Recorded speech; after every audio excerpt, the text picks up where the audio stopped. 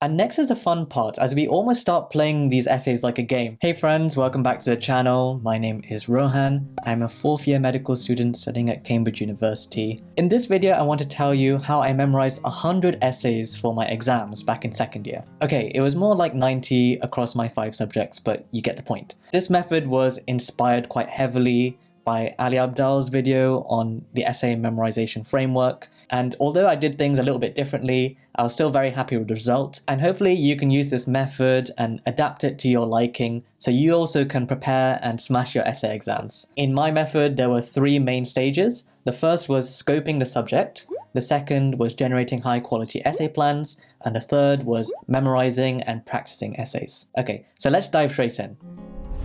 The first thing I did was scope the subject. This basically involved me listing all the lectures and lecture series from that subject on an Excel spreadsheet. And then I also would list down on a separate document what essay titles had come in the past years by looking at the past papers. And next is the fun part, as we almost start playing these essays like a game by predicting what titles might come up this year. Now, some essays you would have already planned by virtue of having completed essay assignments throughout the year, so you can directly include these essays in your essay plan document and improve on them if necessary. And then the next step was me re-looking at the document where I compiled all the past essay titles and then put myself in the examiner's shoes and try to predict what's going to come up this year. For some subjects, they like to repeat certain essay titles literally every year. So for neuroscience, there was always one essay title on how neurons manipulate their rate of firing. So this was a high yield essay title to have a good essay plan for. This is something that I think everyone did. And other subjects tended to rotate their essay titles every 3 to 4 years.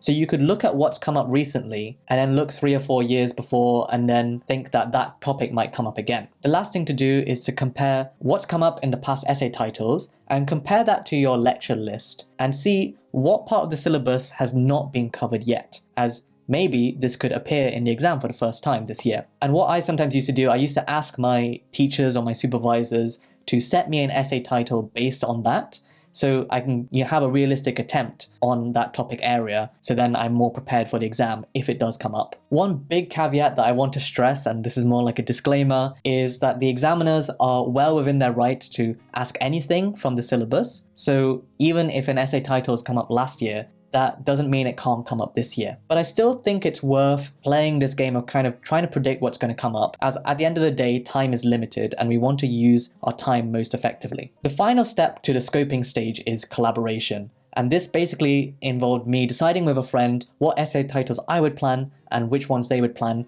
and then later we would swap our essay plans and share. And this worked really well because naturally some people are stronger in some topics compared to other topics. Working with someone cuts down the amount of work you have to do because there are less essay plans which you need to prepare from scratch. So this frees up more time for memorizing the essay plans and also doing some timed essay practice. For me, I decided to work closely with one other student because they were someone who I trusted to send me things on time, and also someone who knew their stuff pretty well. So I knew whatever they're sending me was very high quality. And I thought this was easier than trying to collaborate in a large group, just because the ease of communication was far quicker and convenient. The only extra thing to bear in mind is when you do receive like material or essay plans from your friends, make sure you just proofread it, as you might need to edit a few things. And also you might decide to like reorder the points or rephrase certain things, just so it fits your style of writing.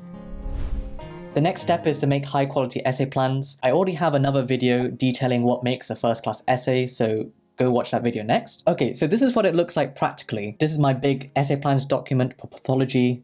As you can see, it's quite long. It's like, wow, 92 pages. And let me take you to the essay plan which I wanted to share. Okay, yeah, number 8. Discuss how primary and secondary antibody responses are generated. So here I have the title, and then below this table is the essay plan. And you can see I've basically written out the whole essay in bullet points. So I've got the introduction, then I've got my main body with the main paragraphs. I've included diagrams which I want to reproduce in my essay. You can see that I have some text highlighted in red. So this is extra content which was not taught in our lectures. So you can see I'm aiming for about 1 to 2 points or 2 extra facts outside the lectures for each main point. You might be asking, why did I bother making such detailed plans like this? Well, I did it because I knew even if I could learn it like reasonably well, then for any question on like the generation of antibody responses, I knew I could nail without having to think too much, and I could go into it with confidence. And adding this level of detail allows you to create what I like to call these content blocks. These are points which you can slot into any essay where it's relevant. So I'll give you an example. So the first point here, the adaptive immune system is primed for innate immune cells. You can see that's an example of an active subheading, so that's good. I've used this same content block, literally the same points, in my next essay plan, which is about how innate immune mechanisms support the adaptive immune response. You see, I have the same thing over here. I've literally just copied and pasted the same diagram. So you can see by having these content blocks, if you can apply it correctly to the question in front of you, then it effectively reduces the amount you need to memorize. And once you start learning the material more and more, you won't have to remember everything in the content block. You can condense your plans down. So I'll show you what, so I used to make these 5-minute plans for the day. And this is something which I might recreate when planning for the 5 minutes at the start of the essay in the exam. And basically all I need is these few pointers for me to be able to regenerate all the relevant details from the expanded plan, even if it's not correctly word for word, because I know the content well. And basically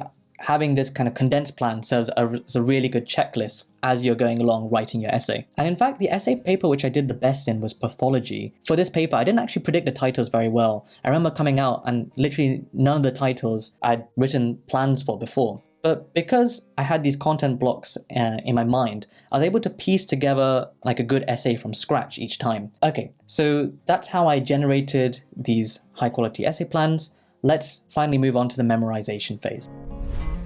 Okay, so by now all the hard work is done and we just need to upload all this information to our brain. For this, we can make use of effective studying techniques. As you've probably already heard, active recall and spaced repetition are the way to go. I did this in quite an old-fashioned way. So I didn't use Anki like Ali Abdaal. I just listed out all the essay plans for the subject we had created on Excel, and then I would color code them based on how well I could recall them. And I'd test myself. I'd literally just get like a scrap piece of paper, trying to find just like some scrap piece of paper, and I'd try list down all my points in the condensed plans from before, and then I'd verbalize it in my mind what each sentence would be. So the bullet points from the expanded essay plan. And I'd also practice a few diagrams if I wasn't so confident in drawing them out from scratch. So for example, in one day, I might look up 5 essay plans, and then I'd repeat that testing a day later, then 3 days later, then a week later. And basically as the recall gets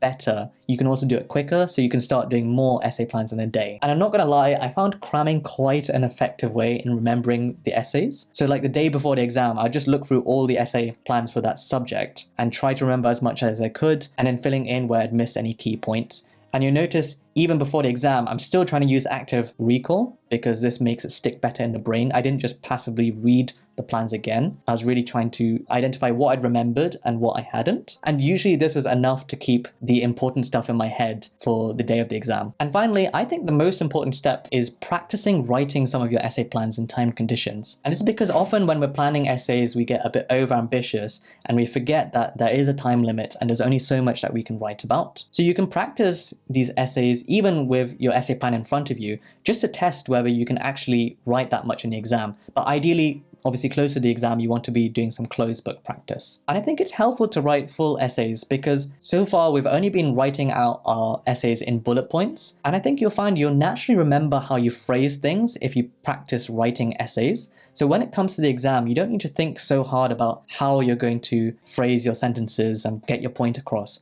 because you'll be able to do that a lot naturally and a lot quicker if you've done some practice, like full-timed practice before. Okay, so that brings us to the end of the video. To summarize, to prepare for essay exams, it's important to scope the subject and decide what essays you're going to plan based on looking at the past titles and also what titles can you delegate to someone else. Then point number 2 is to create high quality essay plans with content blocks which you can slot into multiple essays where it's relevant. And number 3 is to memorize the essays using effective study techniques and also to practice some in full timed conditions. If you found this video helpful, please give it a thumbs up and consider subscribing to the channel for more content like this in the future.